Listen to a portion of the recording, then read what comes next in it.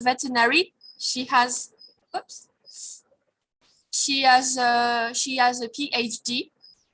Then you have Rachel just next to her that is working at the zoo since 4 years and that went to school and studied animals in Ireland. And then you have Caitlin that come from, well, she's Irish, but she comes from England and she studied zoology as well, but she has never worked with reptiles before. So it's pretty good to see that it's 5 of us, but we are very, very different from one person to another. And all of our skills are needed and are important in the way the zoo works. So in all the other places I have been working in France, I was most of the time, I was probably the only female worker or zookeeper, so related to the animals. And I would say maybe when I started, it was very complicated because sometimes we are not taken seriously, but once that they see that the work is done and it's done in a good way, then people change their minds. But at first it was very unexpected. Now women in the reptile hobby even, or even in zoo, they start to be way more present. So it's a very, very good thing. Do you have any questions so far? I think we should take the questions at the end. Okay, no problem.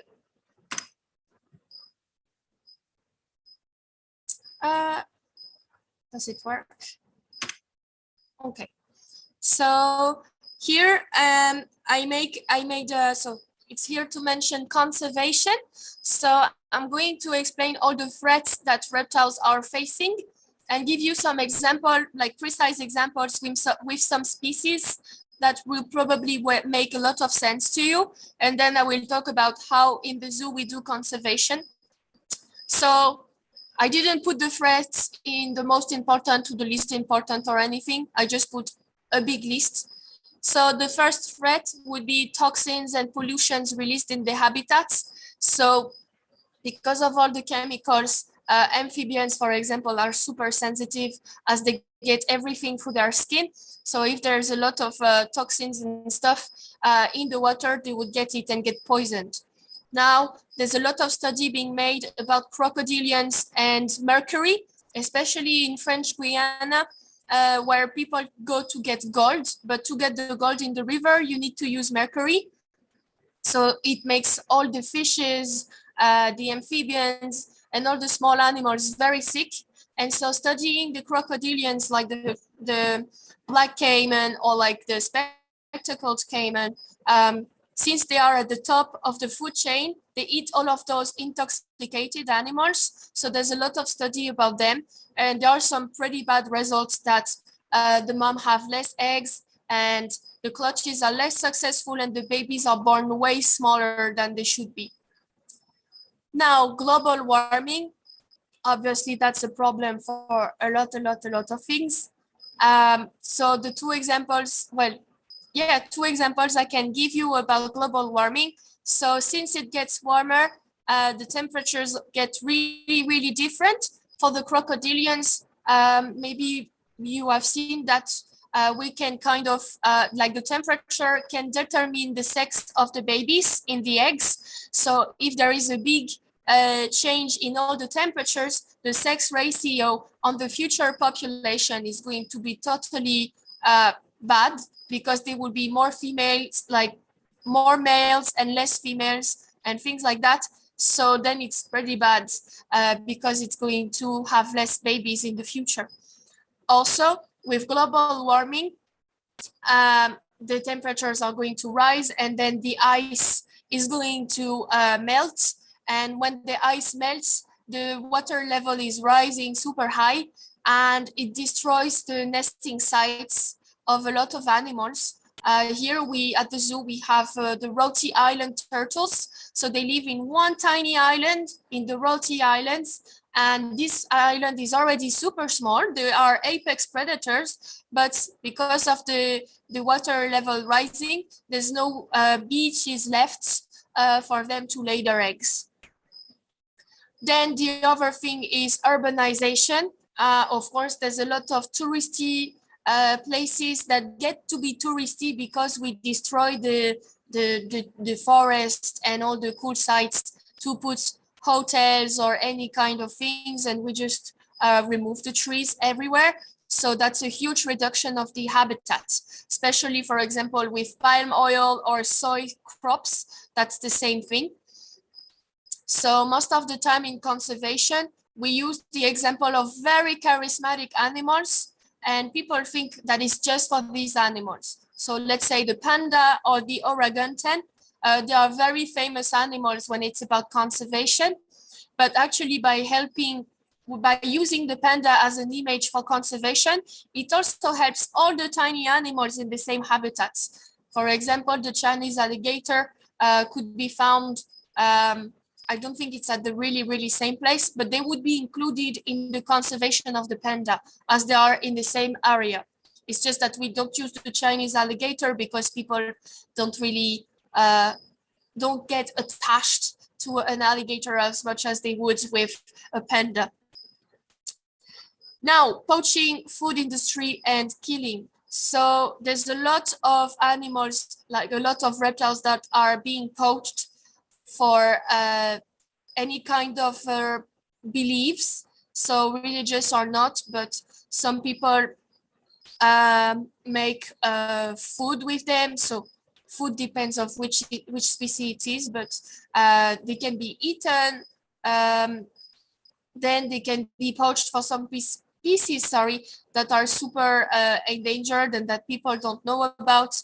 There's a lot of hunting trophy hunters for reptiles, especially with crocodiles, because they're so big that a hunter thinks it's very impressive to have killed a very big crocodile. So this is this kind of example. Then the pet trade is a bit close to the poaching because the pet trade is keeping reptiles in their house. That it depending to the species, there's nothing wrong about it, but most of the time there's no regulation at all. There is the CITES, there is the UICN that is helping, but some species are so endangered because they're just like someone walking on the beach and picking up a turtle, and then they're going to be sold in a pet shop. So this is this kind of thing that I mean. And then invasive species. So there's two types of examples I can give you. On very small islands, dogs and cats are considered invasive, or sometimes they're not, but they still cause a lot of damage. So domestic animals like pigs, dogs, cats are going to kill a lot of the reptile species. In Australia, cats are considered invasive because they kill, I don't have the number in mind, but it would be maybe 3 million of reptiles per year, something like this. I know it's in a million, maybe 1 or 3, but it's huge. So lots of this. Same on the islands when you have one endemic species, like the rhino iguana or the Fiji iguana. They live on one tiny island of the archipelago, and they get eaten by dogs and cats. Now, it's also invasive species because you have other animals that are going to be invasive and prey on the reptiles. So that's the same kind of example. So as a global point of view, there are around 21%. So the 21%, it's been assessed in April 2022. So that's super recent. And there are around 12,000 species of reptiles. So 21% now are threatened. So that's like 1 reptile species out of 5. So that is huge and very big. Now about the zoo and what we do for conservation. As I told you, we don't really breed the animals here as it is very hard to get in a zoo point of view. Also, the problem is not having babies.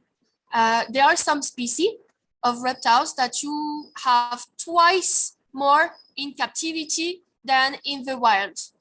So I wish it could be that easy to put them back in the wild, but that doesn't work like this. So yeah, it doesn't work by just putting the animals back and reintroducing them. I wish it would be that easy, but the problems it's that they need to be fixed by the roots. So like all these problems that you see here, they are the ones that need to be fixed, not making babies of the animals. So if I have this turtle that doesn't that is not able to lay eggs on that small island because of global warming, then we need to we need to try to heal global warming, or find new nesting sites, or build something for the tortoise to be able to lay the eggs. Because if I just put them back, the problem will still be the same. So that's this kind of thing that needs to be healed. Same for an animal that is killed by dogs and cats. We need to do something for the dogs and cats, eventually neuter all of them on those small islands. But yeah, like we cannot just put the animals back. So here what we do at the zoo is that every year we found different conservation projects. And when there was no COVID, our boss and maybe one zookeeper, we used to go once a year somewhere in the world to do some work and help. So I can give you the example. In December, well, there was still COVID, so we couldn't go, but my director went to Uganda to help with the conservation of the crocodiles there. So I'm going to talk about this a bit later, but that's the kind of things we do. We also found a lot of projects, so we just send the money to conservation things. Oh, it's good.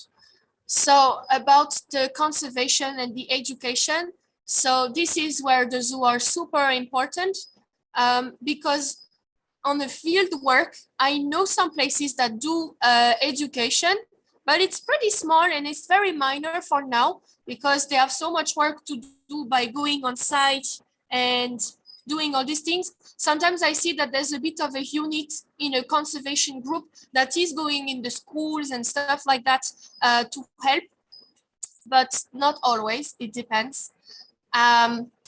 So yes, here educating people is super important for conservation, because all the threats that we have seen earlier, they are fixed by us. And if we don't understand them, then there won't be any fixing happening. So that's why we need to educate the broad, like all the public, the kids especially, because they are the ones who will be here that are going to give a hand to all of these things. So if someone understands how reptile works, how harmless they are, or how dangerous they are, and that you shouldn't be going for a swim anywhere, it would reduce a lot of part of the accident. I can give you a super easy example in France, maybe also in Pakistan, I don't know, but people here, or even in Ireland, they are super scared of snakes. They're really, really scared. Well, Europe is mainly Christian and Catholic, so in the religion, snakes is seen as evil. And even if people don't really have don't have strong beliefs in religions nowadays, that deep fear of snakes stayed. So they're always scared. And in France, if someone sees a snake, even though it's super highly protected, and if the police sees you, you can have a 15,000 fine, people don't know it. And since they're scared, they just kill the snake. Some snakes are super venomous in France. That's very dangerous, and they don't know how to tell them apart.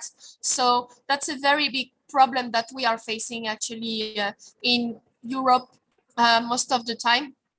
So that is why conservation education is very important, because if we explain to that person that is living in his garden and killing all the snakes every time they mow the lawn, we can tell them, oh, they're harmless. They kill the rats, so you won't have any rats or mice. So it's also regulating all the diseases like the pest and stuff. Then the person would probably understand and be like, okay, fine. And also if we tell them they are not dangerous, like if you don't touch them, they will be okay with you. If you leave them the opportunity to escape, they will escape for sure. So they don't know this, and they think the snake is going to jump to their face. So that's why they kill them. So here at the zoo, we do 3 different types of education. The first type is in the zoo. So first, all the info cards, all the little things in front of the habitats. We also do animal encounters every day, all day long. So every hour, we we have 3 different animals that we take out. So it can be a snake, a lizard, something. And we give a talk to the people who want to listen to us. And most of the time, the kids are they are super interested and they understand a lot of things. Sometimes we tend to simplify a lot of things in education, but when it is very clear and very logic, we can go a bit deeper into the explanation, then that's totally fine. Then the other things that we can do is we do animal encounters through internet. So you can see the first picture, it's a Zoom. So we call it Zoom. And so that's for schools when there used to be COVID, or we also do it for countries where we cannot go, or people that cannot go to us. For example, one day we did a Zoom with Hawaii. So we talked about reptiles in Hawaii and how important they were. And all the kids were in a school and they had the TV looking at us. So it was very, very nice. And they were very receptive to all of those things. And they could relate as they have reptiles there. And the other picture is when we bring the zoo to events or to schools. So we always make it very educational. And we have, when in our explanations, we have different programs that match the education, the Ministry of Education's, what they want us to explain. So that is how it works. Now about research and exploration. So the thing is, reptile used to be very leftover in comparison to the other animals. So I will come back to this a bit later, but that is why there's a lot of research and a lot of opportunity to research about them, because there's so many answers reptile biology and physiology can bring us to help us understand what's going on. So herpetology, so that's the studying of amphibians and reptiles, brings us a lot of information about environments, also on a us point of view as a human, about diseases and a lot of things. So I'm going to give more detail a bit later on as well. And here at the zoo, what we do is that we have research projects, our own research projects. So I used to do the ones about the enrichment and how to enrich a reptile in captivity. But we have interns all the time in the zoo. If someone wants to have a trip to Ireland, just so you know, you are more than welcome to come here to study the reptiles. We accept a lot of people. So if one day you want to, you can come, there's no problem, and help in conservation and research. So every intern gets to choose his own research project, or we can offer some that we have. They are always focusing on our animals. So we have a lot. That could be behavioral, that could be about how intelligent they are. So for example, one person can have a research project about training this species of lizard and then understand what they can understand, what they cannot understand. Then we can have all the reactions, the way they gain weight, a lot of things. Sorry, I start to hear the alligators doing noise, so I was wondering what's going on. So yeah, we do also a lot of research, but most of the time that's about the animals in the zoo. And same when we fund conservation projects, we also fund some research projects. So here we kind of have like a research station here at the zoo, but for now we focus on the animals that we have because there's a lot. So now about herpetology in general. So yeah, I swapped a little bit my explanations. So herpetology is the branch of zoology that is the study of amphibians and reptiles. Sometimes it does include the birds. It depends on everyone's point of view. But yeah, sometimes it could include birds. So the thing is, why herpetology is always less famous than the other field of zoology, like studying the mammals, the birds, the marine creatures and all those things, is that it started, they have had a bad reputation when the whole animal kingdom used to be discovered. So Darwin, who is one of the most, I wouldn't say important, but so everyone knows Darwin. So he settled it straight away when he started to discover all the animals. He was describing, I don't know, mammals, birds, everything. But when he discovered the first reptiles, he was pretty mean in his books. And I just put a few quotes. I only put one quote, but it wasn't really nice and tender to them. But he used to describe them as very stupid and hideous creatures. So he set it a very bad example to start with. And so then when people were following him and seeing his work, they were just like, okay, I guess they are that disgusting, and so I won't be interested in them. So he set it a very bad example, and that's why reptiles and amphibians used to be a bit left over, because he was seeing them as very stupid animals. Also, there's also the dangerous side. So I wouldn't say they're more dangerous, like a crocodile is more dangerous than a hippo, for example, but they are very dangerous. There's a lot of legends, and the religion is not helping as well, all the myths. So that is why reptiles were always left aside, and that's why people just didn't study them for now. Now, I don't say that is less, I do think it is still a bit less studied than mammals. The thing is, we discovered that herpetology is so beneficial to humanity. Maybe I don't say more, but it's really, I wouldn't say better either, but I do think on the mammal point of view, herpetology is bringing us so many answers, because as those animals are so different from us, they can bring us answers of things that a mammal cannot experiment. So herpetology is very beneficial, as if you study a reptile in its environment, global environment, you can understand a lot of things, and they're like witnesses, and they bring testimonies by their biology and physiology.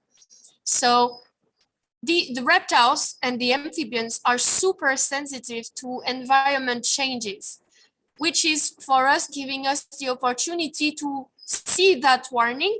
If you understand that this frog is getting like this when there is a, I don't know, like a catastrophe that is going to happen, then you know it's going to happen.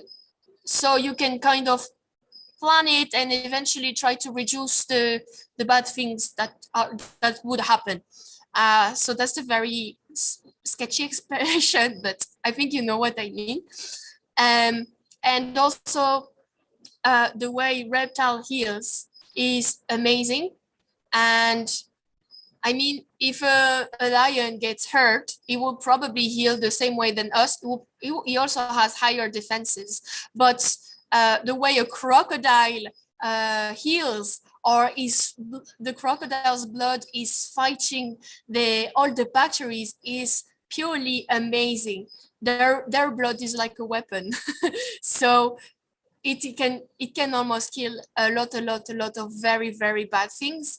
I saw a documentary one day where they were taking blood samples of a crocodile, and they made this blood sample interact with different level of viruses.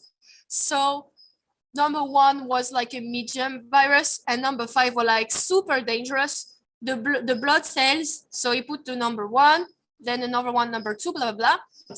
The number 5 one, the blood cells of the croc killed it. So that's how powerful it is.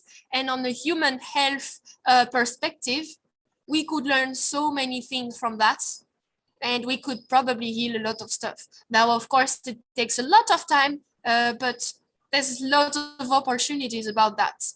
Same for the toxins and the venom. The venom, well, first, it's helping to create anti-venom, because in a lot of countries, there are accidental bites. So if you want to help the population being safer from those bites, First, we start with education and teaching the people that to not get bitten and to not annoy, or maybe to better spot the snake. So we can give them some tips of that snake likes to live here, here. So that's education work and conservation as well. And then if the person gets bitten, that is where the venom is important because it helps protecting the person against itself. Also, the venom can also, for example, be used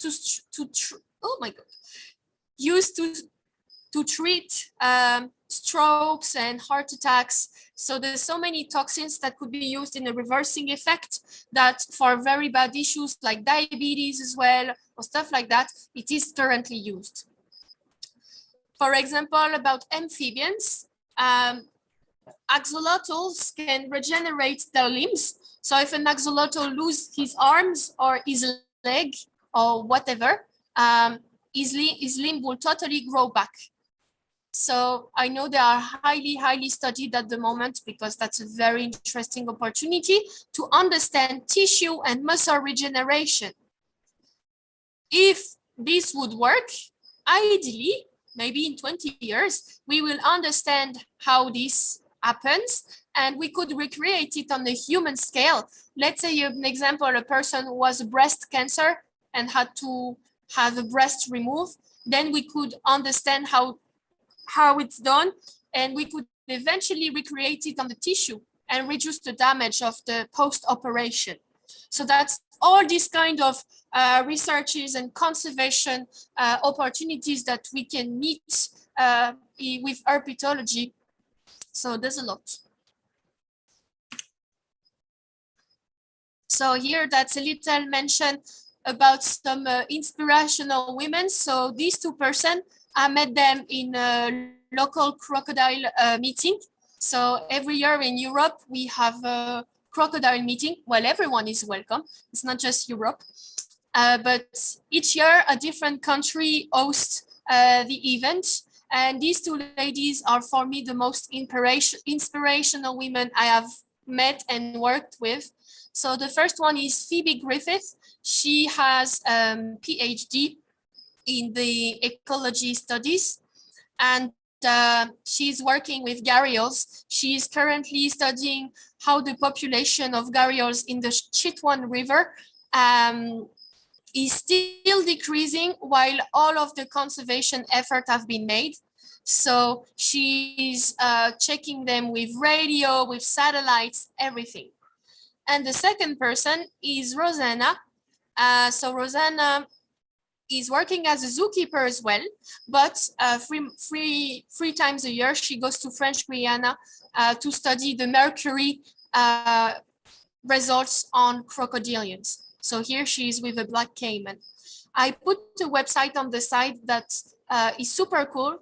It's womeninherpetology.com, and it's a blog and a YouTube channel of a group of 50 women working in herpetology. And so they introduce what they can do and like their work and their current project. And this website is super interesting. It's just so many countries and everyone is just very united. And it's good for women to gather and be super united, as we can have, we can counterbalance as we are most of the time unseen in this kind of fields, but we are here. So it's very good to show that we are here and that we exist. And now, so opportunities, and what about reptiles, herptiles, as it's included amphibians and crocs and reptiles in Pakistan. So it took me a lot of time to do researches about all the species of reptiles in Pakistan, but there are around almost 200 species of reptiles and 25 species of amphibians. In Pakistan, there are 13 species of reptiles and that are endemic, and 9 species of amphibians that are endemic. So endemic, sorry, just in case, is that these reptiles will only be found in your country.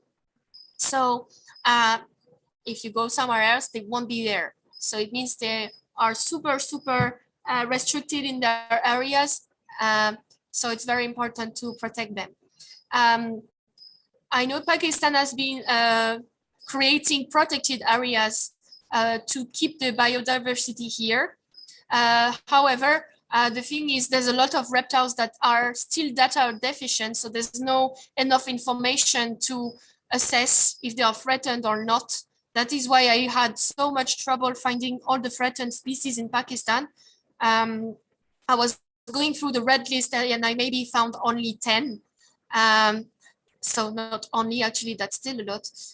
But yes, the thing is, reptiles don't always receive the attention that they deserve. So that's why I'm here to talk about this today.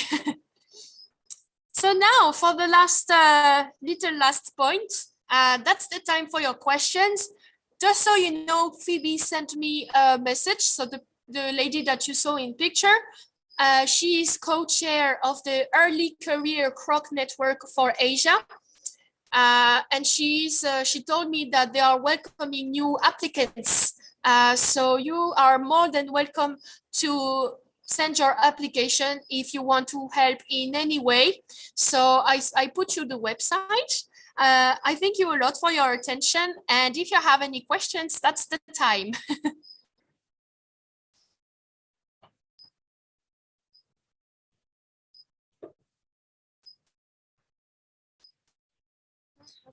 Yeah, hello, Sarah. Thank you so much for the presentation. And indeed, it was just an amazing experience to listen to you and know about the current trends that are ongoing, how especially the National Reptile Zoo is doing all what around the general reptilian education awareness. And yes, the women that you mentioned are indeed one of the best ones that I also encountered. Phoebe is like my best friend, and I am also a member of Early Career Crocodile Network. So amazing! Thank you so much for the presentation. Uh, just for the start of the slide push up for the questions, I want to ask you, tell me one of your best experiences and bad experiences with the reptiles in general. Okay, you said, sorry, because my signal is pretty bad. So you asked me to tell one of my best and worst. Yeah, the experiences with the crocodiles or in reptiles in general.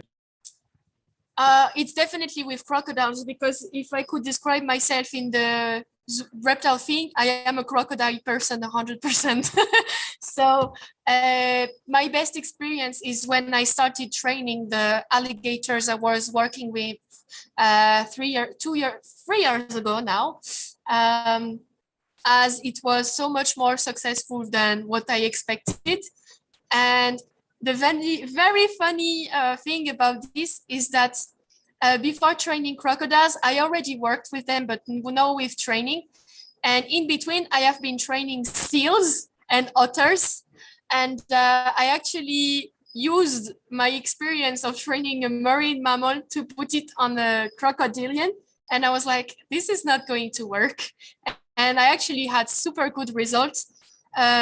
So much that those crocodilians were almost anticipating all the things as much as they were used to it. So I think it was one of the greatest things, as I could see the public changing their mind before I was starting the training and after. So that was really, really cool. It's very good to see how people can change their mind, and that's where I see how I am very grateful of this. Amazing. So we have some questions coming up.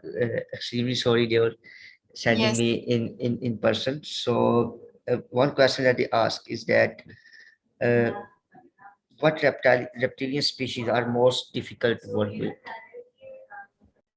Uh, it depends on what point of view.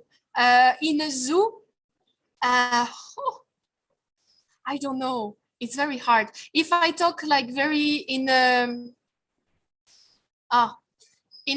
practical point of view, I would say venomous snakes, especially helipids like cobras and stuff, because they are super, super, super dangerous and very hard to work with.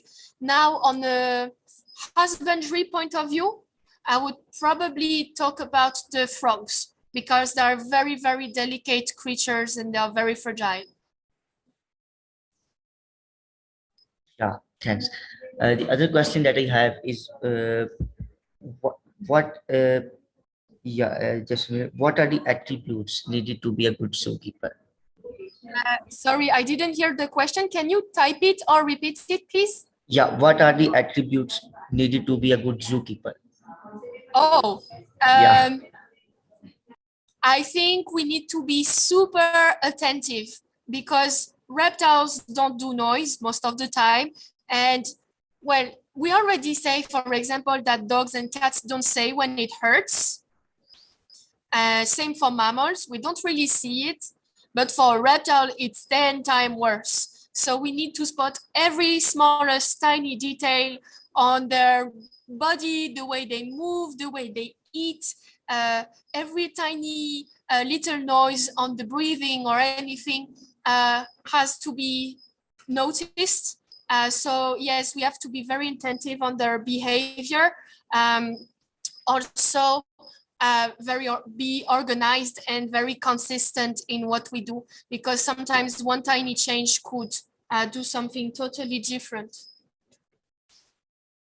So yes, I would say being organized, attentive, and passionate. That's the thing, because well, sometimes being a zookeeper, it is all about cleaning and picking up poop. So obviously, when you don't like the job, it's something that you hate. I reached a level where now I can see everything, disgusting or not, and I just don't care anymore because the animals are like my kids. So that's a little thing as well. yeah, indeed they are. They are like little kids. The other question that I got is that, yeah, what are the most common reptile diseases, especially in respect of crocodiles? So what is the most common disease for crocodiles? Yeah, crocodiles and reptiles in general. Yeah. So for reptiles, I would say everything that is about the breathe. So most of the time, there's a big problem in captivity is that the humidity is not well maintained. So the hygrometry, so the percentage of humidity in the air, is very, very, very hard to manage. So either you can put automatic misters and stuff like that, but it can end up in very tropical disease, very tropical species to have bad breathing. So they can have problems with their lungs, or sometimes it's also with the stomach. And so I would say most of it is the snakes.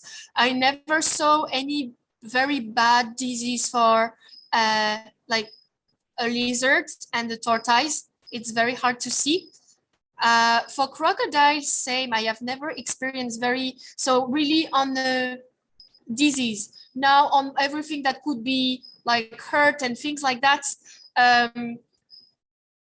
I know female crocodiles. I have not experienced it, but from the courses I've had last year, I know the thing that would happen the most often is a problem with the follicles. So with the females that produce a lot of follicles and it kind of gets stuck, kind of.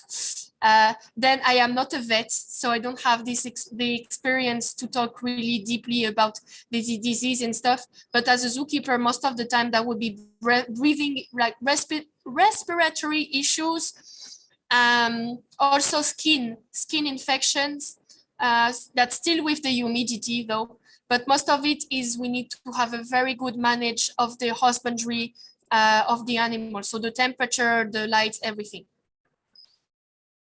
Yeah, amazing. The other question that I got is that how you tackle or deal with these kind of creatures like crocodiles or reptiles in general, because they have a nature that is completely different from humans. I'm sorry, I didn't hear Yeah, it. yeah, no problem. So how do you deal with crocodiles and treat them differently because they have a nature that is completely different from humans? So how do I deal with, I don't know Yeah, if you can hear, but I yeah, have alligators billowing. yeah, exactly. I heard that. So that's a very cool thing. Our male is in the mating season. Oh, yeah, again. Maybe heard it yet. But Yeah, that's so sorry. So it was, how do I have to deal with crocodiles? yeah. How to tackle these wild animals whose nature is completely different from us? Okay. So the main thing is when the animals are dangerous, we have to reduce the interaction as much as possible. I cannot go in a crocodile enclosure for a small thing. Most of the time, if we have to go in, we do most of the things at once. Also, for me, as I am like crazy about medical training, for me, this is the solution for everything. Also, it takes a lot of time though, but even the most aggressive crocodilian could be trained. So of course, you're not going to end up touching his legs or anything, but you can still train him to go on the side or to put a fence in between. But I don't think there's any kind of secret working with dangerous like animals, especially crocodiles, because also everything has to be in the conception of the habitats. So if the habitat is safe, it already makes things safer for them and for us. And if it's trainable, so there's a lot of things. And I'm saying for venomous snakes and long snakes, like longer than 3 meters, we are never on our own. We cannot be alone with a super dangerous snake. For the venomous snakes, it's only once a week when we feed, nothing else. The other question that I got is that do you think that most wildlife centers or zoos are fulfilling the basic requirements for the crocodiles or the reptiles in general? Are the zoos focused on crocodiles or reptiles? That's what you said? Uh, do the most zoos or the education centers were fulfilling the requirements that were there for crocodile and general reptile husbandry or their care? Oh, Yeah. that's a good question. um, no. It depends. The thing is, reptiles in captivity are so recent that everyone is still discovering about it. And so we cannot be 100%. So I'm not talking about here, but I have been seen a lot of places like even shelters. I know, for example, shelters don't have a lot of funds, so it's hard for them to have the best husbandry as possible. But sometimes it is not good and it's not safe. So that's not a good thing. But I could understand that can be seen as a money point of view because there are shelters and it's people who abandon them, as reptiles sometimes are kept as pets. So, and people abandon them as they are not satisfied in what the pets give them, which is nothing. Now for the zoos, it depends. I have a European point of view about this. When I started, all the general zoo, so what I call a general zoo is a zoo with elephants, giraffes, like big mammals, very charismatic animals. They used to have no reptile place or a super small one with very basic species. And most of the time, they got the species from people that had them as pets and abandoned them. So it was very basic, very common, and the animals were hurted. And I saw so many zoos where the zookeepers were not okay with them and no one was taking care of them. Now, since maybe 8 years, 5 years, I do see a big change in France, especially because the biggest and most famous zoo, I see now there are very good reptile collections and everyone is aware of reptiles. So there's a change that starts to come.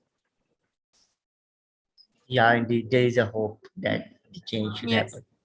happen. The last question that I got is that which sectors do you think still require major research in the reptilians?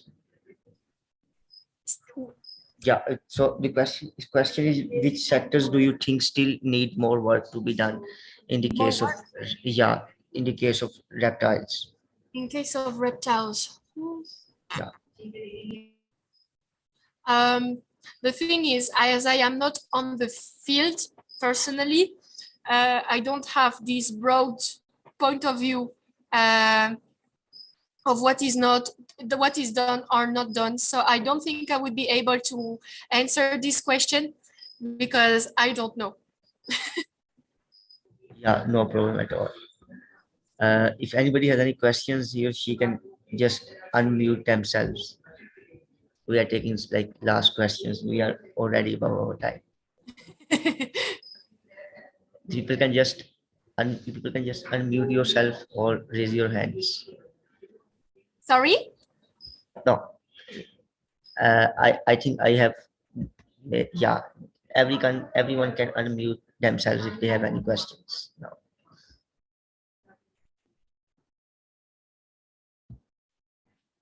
Dr. Fozia, Mohammed Shahbaz, So Nazir. also what I can do if you want, I have a professional Facebook account, which is Yeah, for sure. work. I can leave it on the chat, and if anyone wants any question, they can contact me there. Sure, just put it in the chat. I'm going to check because I forgot my name. No, no problem at all. Yeah, so thank you very much everyone for participating in the webinar. And I am especially thankful to Dr. Zahid and Dr. Shugufta who are like joining us live from the University of Education. They got a little bit of internet connectivity issues, so they are viewing it live from the YouTube. They are not in the Zoom currently. So yeah, thank you so much everyone for keeping with us, and thank you so much, Sarah, for such a lovely presentation. Thank you. So everyone had a good time for the conference. Now I have to go to work, but I wish you a nice day. Yeah, thank you so much. There is the croc that you have here. Could you just put it? Yes. Can we see that?